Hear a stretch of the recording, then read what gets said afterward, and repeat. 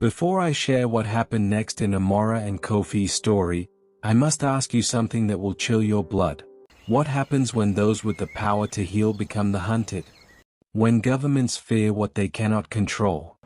The events I'm about to reveal occurred 20 years after the twins were born, and they will shake you to your very core. Do not turn away, for this story reveals truths about our world that those in power pray you never discover. 20 years had passed since the birth of the luminous twins. The healing center had grown into something unprecedented, a sprawling compound where thousands came seeking not just physical healing, but restoration of hope itself. The boy, Kwame, now spoke 17 languages and could identify healing properties in plants that science had yet to catalog.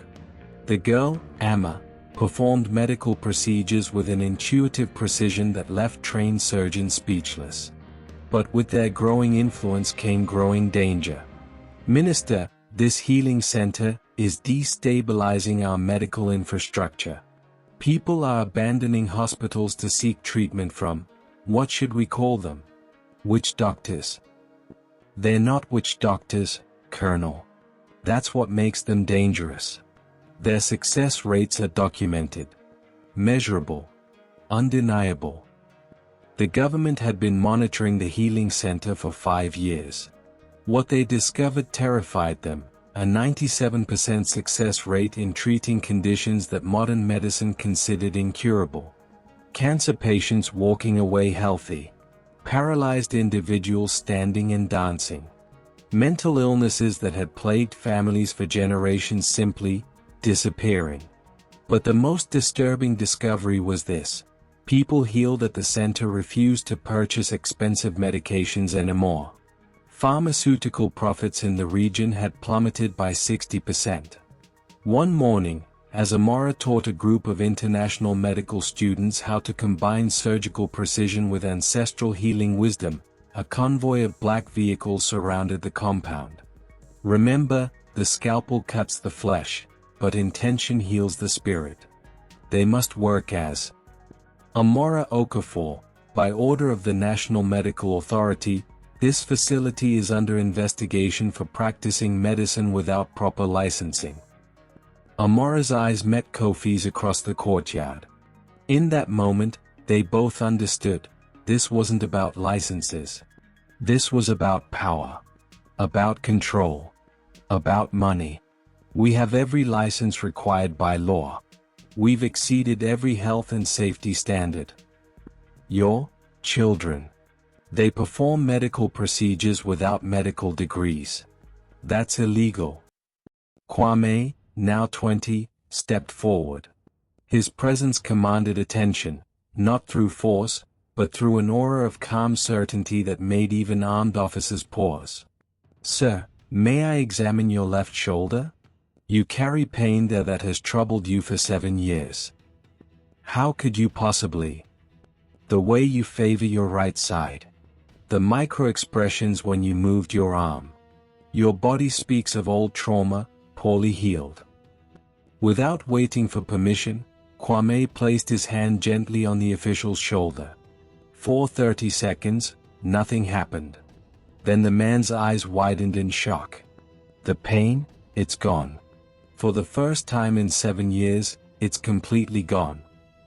But wonder quickly turned to fear. The official stepped back, his hand moving to his weapon. Witchcraft. This is exactly what we came to stop. Is it witchcraft when a surgeon uses a knife to heal? Is it witchcraft when a chemist combines compounds to create medicine? We simply use tools you don't yet understand. That afternoon, the healing center was officially closed. Patients were turned away. Medical supplies were confiscated. But what the government didn't expect was the response of the people. By sunset, over 3,000 villagers had surrounded the compound. Not with weapons or violence, but with something more powerful, their testimonies. My daughter was born without sight. Amma touched her eyes, and now she sees the stars. My father's mind was lost to age. Kwame spent one evening with him, and his memories returned like dawn breaking. As night fell, the crowd grew. People began sharing stories, lighting candles, creating a human barrier around the healing center. The government forces found themselves surrounded not by enemies, but by grateful families. Colonel Mensah, the operation commander, received an urgent radio call. "Colonel, we have reports of similar gatherings forming at 17 locations. The situation is unprecedented." What the government had failed to understand was that Amara and Kofi's influence extended far beyond their healing center. Over 20 years, they had trained hundreds of healers who had established their own centers across the continent. The crackdown on one center had triggered a coordinated response across the entire network. That night, as Amara and Kofi sat in their shuttered clinic, surrounded by the warm glow of thousands of candles held by supporters outside, Kofi revealed something he had been hiding. 3 months ago, I received a message from Geneva. The World Health Organization wants to study our methods officially. Why didn't you tell me? Because I also received another message. From a pharmaceutical consortium offering us $50 million to stop teaching others our methods. To keep our knowledge exclusive. Amara stared at her husband, understanding dawning in her eyes. They're afraid. Not of us, but of what happens when healing can't be controlled. When it can't be sold. Outside, the crowd had begun singing, not songs of protest, but healing chants that had been passed down through generations. The sound was hauntingly beautiful, voices joining in harmony that seemed to resonate in the very bones of those who heard it. Colonel Mensah found himself strangely moved by the music. As he listened, memories surfaced of his grandmother, who had been a traditional healer before colonization forced such practices underground. "My grandmother could heal with songs and herbs. The colonizers called it witchcraft too. Sir, we have orders to maintain the closure." Orders from whom? Politicians who've never seen a child walk for the first time? Bureaucrats who've never watched a mother's tears turn to joy? As dawn approached, something extraordinary happened. Colonel Mensah walked alone through the crowd toward the healing center's main building. The people parted silently, their candles creating a path of light. He knocked on the door where Amara and Kofi waited. "I need to ask you something, and I need an honest answer. If you could make billions from your gift, would you?" "Colonel, healing is not a gift to be hoarded. It's a responsibility to be shared. The moment we start profiting from people's pain, we become part of the problem we're trying to solve." The colonel was silent for a long moment. Then he removed his radio and set it on the table. "I'm going to do something that will probably end my career. I'm going to recommend that this center be allowed to operate under special research status. But I need something from you in return." "What do you need?" "Proof. Undeniable, scientifically documented proof that what you do works. Not testimonials. Not stories. Data that will stand up to the most skeptical medical review." Kwame stepped forward, his young face serious. "Colonel, what if I told you we've been documenting everything for 20 years? Every treatment, every outcome, every patient. We have the most comprehensive medical database in Africa. We knew this day would come. When our success would threaten those who profit from failure." What followed was the most intensive medical investigation in the continent's history. International observers, scientists, doctors, and researchers descended on the healing center. For 6 months, every treatment was monitored, measured, and documented. The results sent shockwaves through the global medical community. In 40 years of medical practice, I've never seen anything like this. They're achieving results that shouldn't be possible with current medical understanding. It's not that they're replacing modern medicine. They're showing us what we've forgotten, that healing involves more than just treating symptoms. But the most shocking discovery came when researchers analyzed the blood of patients treated at the center. They found cellular regeneration patterns that defied current scientific understanding. DNA repair mechanisms that activated in ways previously unknown to science. We're not just documenting alternative medicine. We're witnessing human evolution in real time. The revelation sparked a global crisis. Religious leaders debated whether this was divine intervention or dangerous deviation. Scientists argued over paradigms that suddenly seemed obsolete. Politicians faced pressure from pharmaceutical lobbies threatening economic collapse if healing became too accessible. But the most powerful response came from an unexpected source: patients themselves. I was given 3 months to live. That was 5 years ago. My tumors didn't just shrink, they disappeared. My doctor says it's impossible, but I'm standing here alive. They told me I'd never walk again. Today I ran 5 miles. Not because of some miracle drug, but because someone believed healing was possible. As the investigation concluded, Amara received a phone call that would change everything. Mrs. Okafor, this is Dr. Sarah Chen from the Nobel Committee. Would like to discuss your work's implications for global health. But recognition came with its own dangers.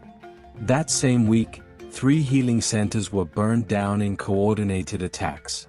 Healers across the continent reported threats, intimidation, and mysterious illnesses affecting their families. The war between old power and new possibility had begun. Are we putting our children in danger by refusing to compromise? We're putting them in danger by not preparing them for what's coming. This isn't just about healing anymore. It's about the future of human potential. Kwame and Amma had been quietly listening from the doorway. They stepped into the room, their luminous eyes reflecting the firelight. Mother, we've been having dreams. The same dreams. About a choice humanity must make. In the dreams, we see 2 paths. One where healing remains controlled by fear and profit. Another where it becomes as natural as breathing. Amara looked at her extraordinary children, seeing not just their father's wisdom and her own determination, but something entirely new. Beings who existed at the intersection of ancient knowledge and future possibility. What do the dreams tell you about which path will be chosen? That depends on whether people remember something they've forgotten. That healing isn't something done to them, it's something they participate in. Every person has the capacity for healing. We're just helping them remember. The next morning brought news that would test this philosophy to its limits. A deadly plague had erupted in 3 major cities simultaneously. Hospitals were overwhelmed. Traditional medicines proved ineffective. Government health services collapsed within days. In desperation, the same officials who had tried to shut down the healing centers issued an unprecedented plea. We are formally requesting assistance from all traditional healers and alternative medical practitioners. This crisis requires every resource available.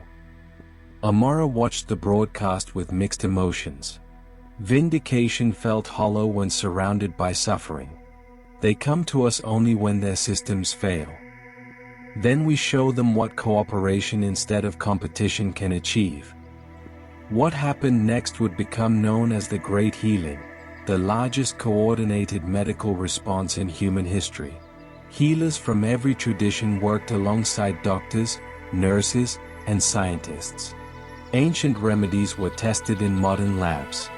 Spiritual practices were documented with scientific rigor. Kwame and Amma led teams into the infected cities, not as saviors, but as teachers showing medical professionals how to activate healing responses in their patients that went beyond pharmaceuticals. Stop trying to fight the disease and start helping the body remember how to heal itself. Watch how breath, touch, and intention create space for the body's natural healing wisdom to emerge. Within weeks, infection rates plummeted. But more importantly, something unprecedented happened. patients began healing others. The techniques they learned didn't require years of training or expensive equipment. They required only human connection and the belief that healing was possible. I don't understand how, but when I place my hands on someone the way Kwame showed me, their fever breaks. Their breathing eases.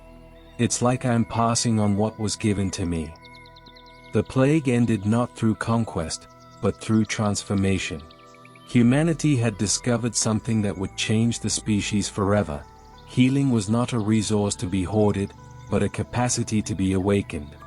But every evolution faces resistance from those invested in the old way.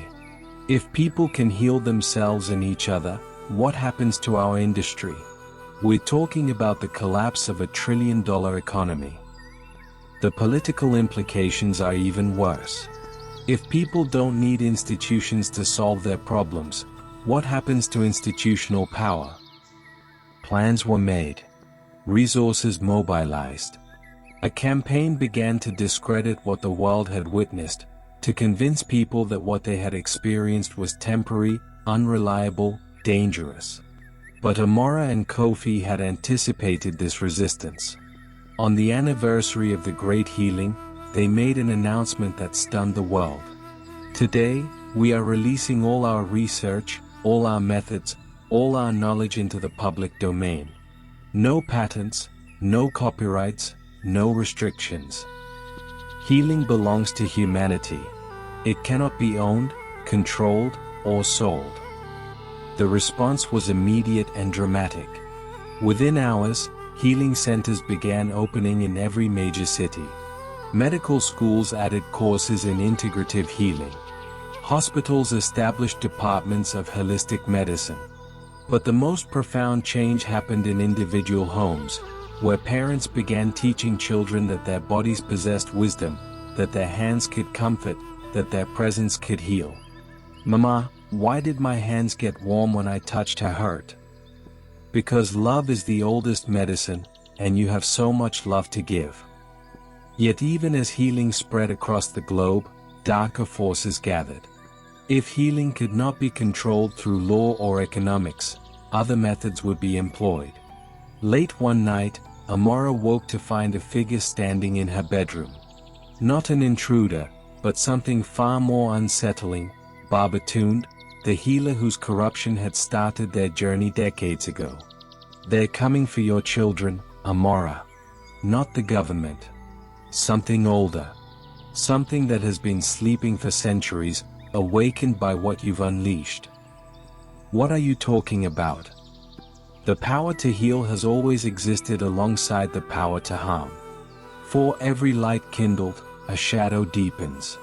Your twins have awakened abilities in humans that some forces cannot tolerate.